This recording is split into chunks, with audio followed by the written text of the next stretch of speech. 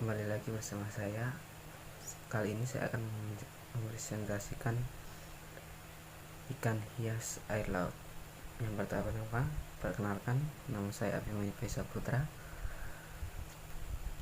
dari Politeknik Kelautan dan Perikanan Sorong,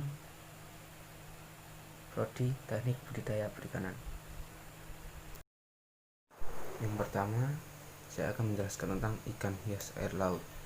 Ikan yang saya jelaskan yaitu ikan yellow watman gobies, dikenal juga dengan sebutan yellow brown goby. Ikan yellow watman gobies bersimbiosis mutu komensalisme dengan Alepus spp.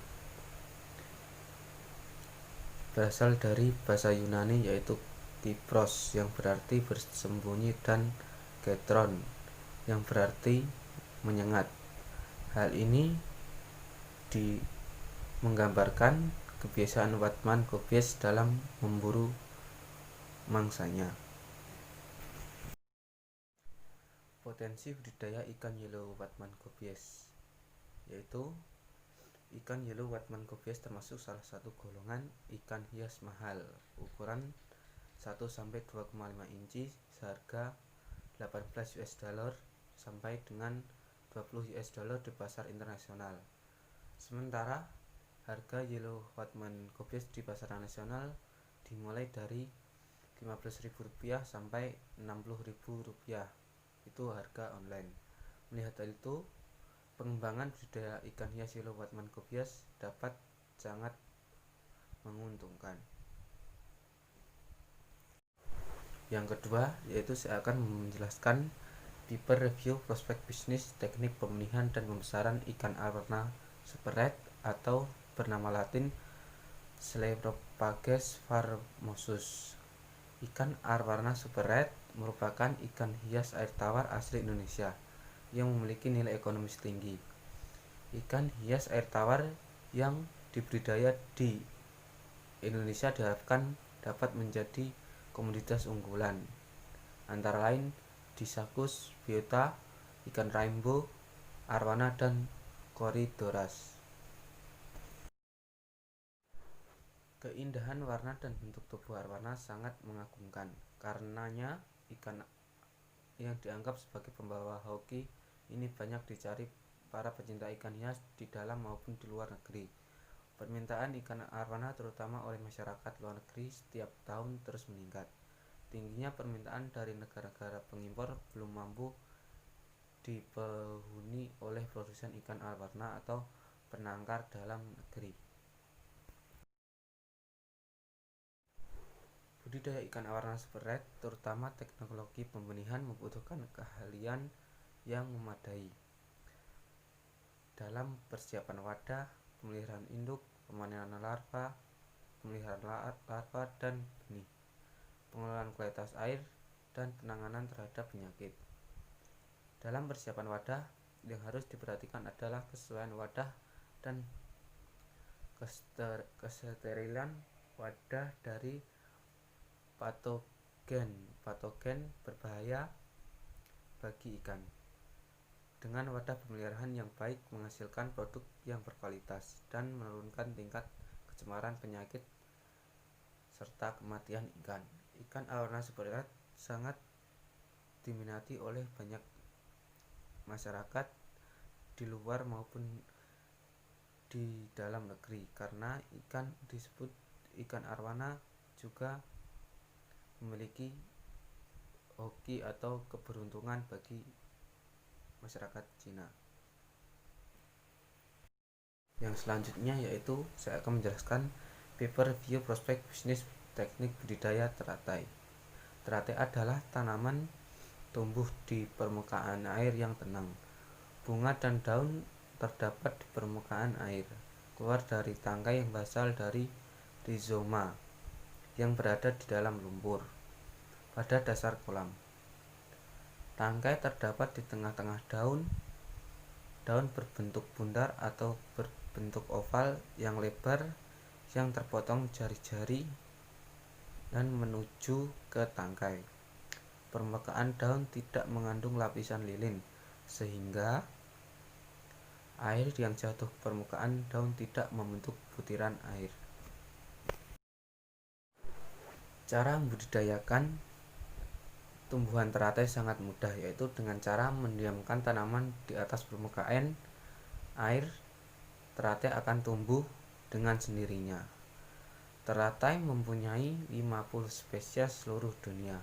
Manfaat tumbuhan teratai ada banyak, yaitu mengobati penyakit diare dan serta menjaga ekosistem perairan.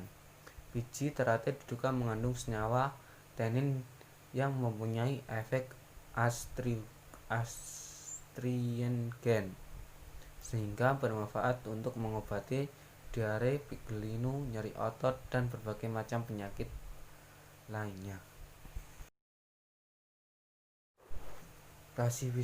Klasifikasi dan morfologi teratai adalah sebagai berikut. Kerajaan Plantae, divisi Monoclipita, kelas Magnoliopsida, ordo Nymphales, famili Nymphaceae, genus Nymphea.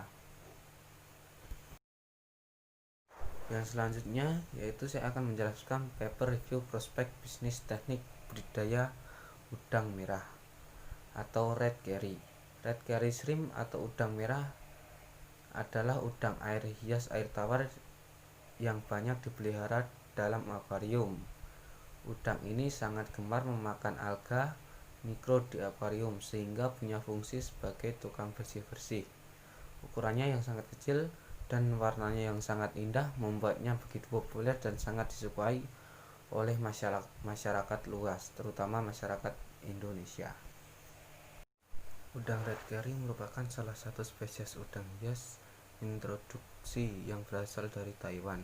Keunggulannya, udang hias tersebut terletak pada warna merahnya yang mencolok, terutama udang betina.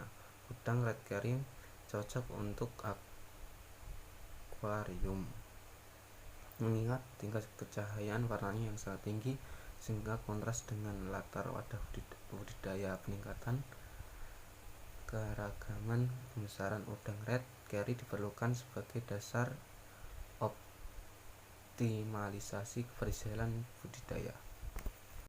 Yang selanjutnya yaitu paper review prospek bisnis teknik budidaya kura-kura labi-labi. Kura-kura adalah hewan bersisik berkaki 4 yang termasuk golongan reptil. Kura-kura hidup mulai daerah gurun, padang rumput, hutan, rawa, dan sungai.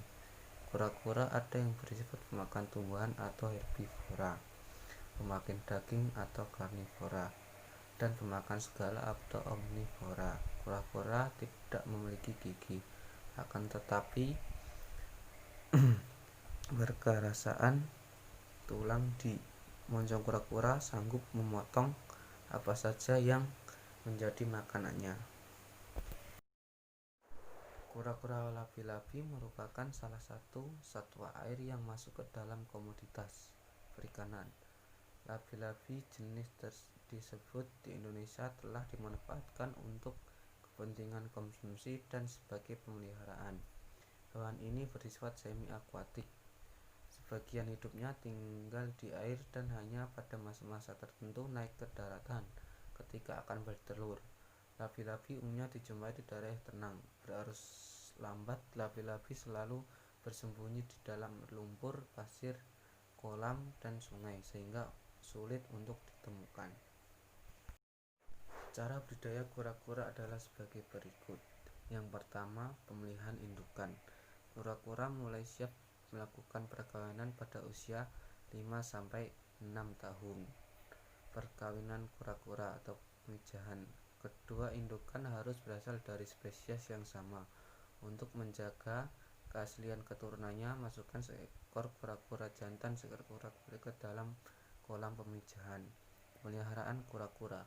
Kura-kura akan tumbuh dengan baik jika tempat tinggalnya bersih dan terawat. Suhu udara yang cocok bagi kura-kura berkisar antara 22-27 derajat Celcius dengan pH air sekitar 6-6,5. Selanjutnya yaitu prospekper review prospek bisnis teknik budidaya karang hias. Kegiatan budidaya karang hias di Indonesia perlu dilakukan untuk menjamin perdagangan agar berjalan tanpa merusak keanekaragaman dan kondisi terumbu karang. Budidaya karang hias menggunakan berupa meja terbuat dari pelaruan PVC yang dinilai sangat ekonomis dan mudah diaplikasikan masyarakat lokal. Pengamatan pertumbuhan hanya dilakukan pada satu rak masing-masing jenis karang budidaya, yaitu Acropora sp, Acropora formosa, Acropora hismolis, Acropora milofera, Acropora nobis, dan Acropora istrid. Sekian dan terima kasih. Demikian presentasi dari saya. Apabila ada tutur kata yang kurang berkenan, saya meminta maaf. Walhidayah.